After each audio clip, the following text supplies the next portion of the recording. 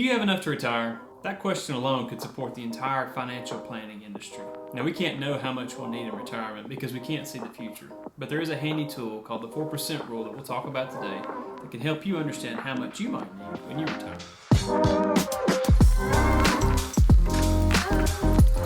In 1998, three professors from Trinity University published a paper based on a study they had done to try to find safe withdrawal rates for retirees.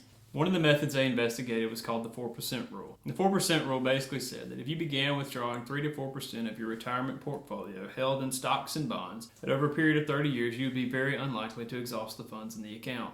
And the authors also acknowledged that the stock market is highly unpredictable and that adjustments may need to be made in order to make the portfolio last. Now, to be clear, the 4% rule is always meant to be a guideline and not a 100% reliable, hard and fast rule, but we'll elaborate on that more in a minute. When we mentioned the 4% rule a second ago, you may have started thinking to yourself, well, how big of a portfolio do I need to support a given standard of living? And what sort of standard of living do I want to provide for myself in retirement? So really you're asking 4% of what? And the only way to calculate that nest egg amount is to know how much you plan to spend in retirement. This too is also very difficult to project so far into the future. Now, one way to address this is to think of retirement in three different levels. You could think of sort of a very bougie, wealthy, luscious retirement, luxurious retirement where you can travel at will, eat at expensive restaurants, wear nice clothes, drive fancy cars. That's sort of like your top level. And then you could have a bottom level where things maybe don't work out quite like you'd hoped. Maybe you have to budget a little more carefully. Maybe you travel local instead of afar. And then you could project somewhere in the middle. I'd suggest making a budget for all three of these levels as best you can and then aim high.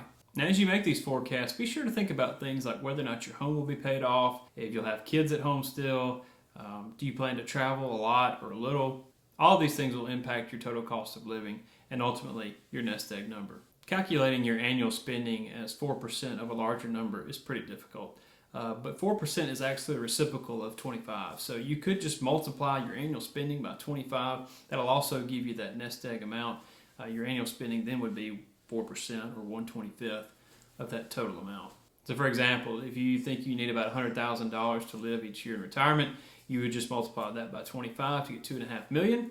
$100,000 is 4% of $2.5 million, and there you go.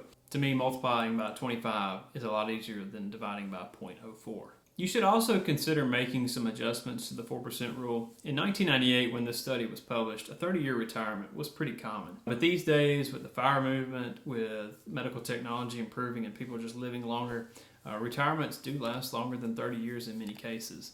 As a result, you might consider a 3% rule or a 3.5% rule. It's really up to you, especially if you have a longer retirement. There's an ongoing debate between people who think that 4% is too high and those that think 4% is too low, and it seems pretty even on both sides. That's why I stick with 4%.